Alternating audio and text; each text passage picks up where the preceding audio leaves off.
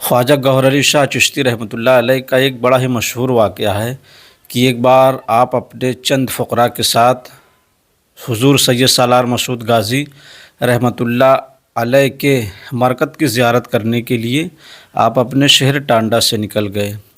ظاہر سی بات ہے، جب کوئی روشن ضمیر فقیر کہیں جاتا ہے تو اس کے ساتھ ایک جماعت ہوتی ہے، فقیروں کی جماعت ہوتی ہے، اور ساتھ میں جتنے بھی فقیر ہوتے ہیں وہ سب روشن ضمیر ہوتے ہیں۔ داتا گوہر علی شاہ چشتی رحمۃ اللہ علیہ نکلے اور آپ کا جو قیام گاہ ہوتا تھا بہرائے شریف میں ایک جگہ آج بھی موجود ہے چھوٹی تکیہ کے نام سے، آپ وہیں پہ رکتے اور وہیں قیام کرتے۔ آپ اپنے فقیروں کے ساتھ وہاں پہنچے، قیام کیا۔ ایک شخص آیا اور اس نے سوال کیا کہ حضرت مجھے ایک گھوڑا عنایت فرمائے۔ سرکار گوہر پاک نے کہا کہ ٹھیک ہے، 1-2 روز میں تمہیں گھوڑا مل جائے گا۔ اسی دوران آپ کا ایک مرید تھا جو دوڑتا ہوا آیا سرکار گوہر پاک کے پاس اور کہا کہ سرکار ایک مسئلہ ہو گیا ہے۔ آپ نے کہا کہ ہاں بتاؤ بیٹا کیا مسئلہ ہو گیا ہے؟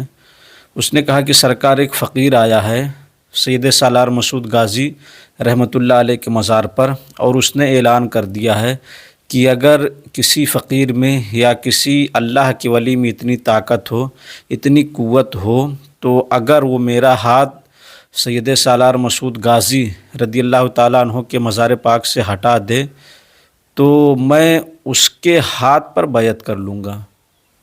داتا گوہر علی شاہ چشتی رحمۃ اللہ علیہ نے کہا کہ بیٹا اس وقت مزار مبارک کے اندر بہت سے اولیاء کرام موجود ہیں۔ انہوں نے کہا کہ سرکار سب نے اس کے چیلنج کو ایکسیپٹ تو کیا، لیکن کوئی اس کا ہاتھ اٹھانے کے لیے تیار نہیں ہوا۔ سرکار گوہر پاک نے کہا کہ اچھا ٹھیک ہے، میں ابھی چلتا ہوں۔ آپ نے ظہر کی نماز ادا کیا اور کہا کہ ایک سفید گھوڑا لایا جائے۔ گوہر علی شاہ رحمۃ اللہ علیہ اسی گھوڑے پر بیٹھ گئے۔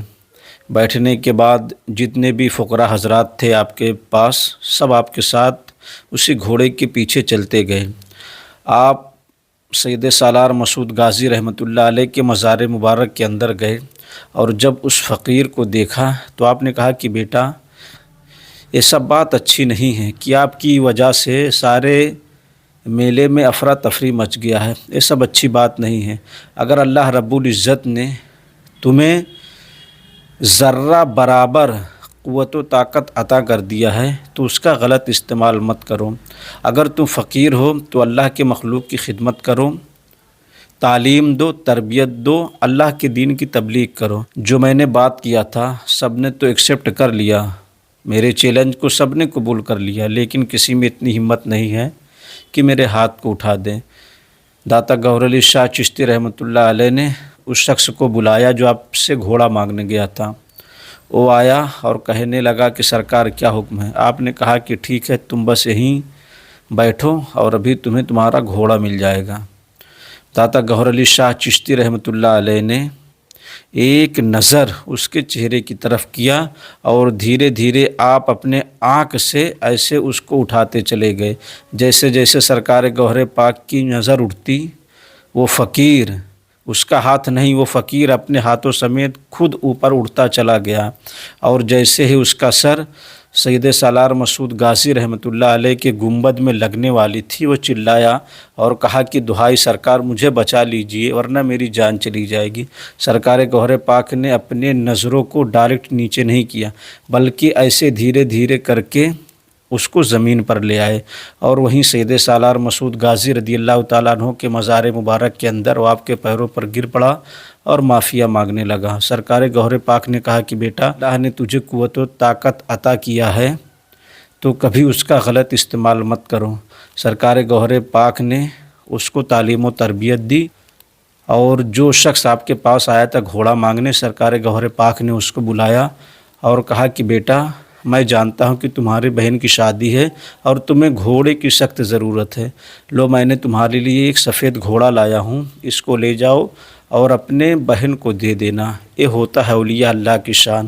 جو اللہ کے ولی ہوتے ہیں وہ آپس میں محبت کرتے ہیں، آپس میں تعلیم و تربیت، تعلیم دیتے ہیں، تعلیم لیتے بھی ہیں، اور کبھی گھمنڈ نہیں کرتے، وہ اللہ کے دین کی خدمت کرتے ہیں۔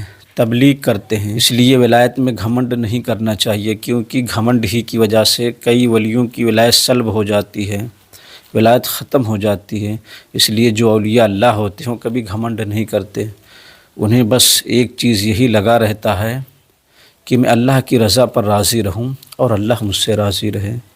یہ ہوتا ہے اولیاء اللہ کی شان۔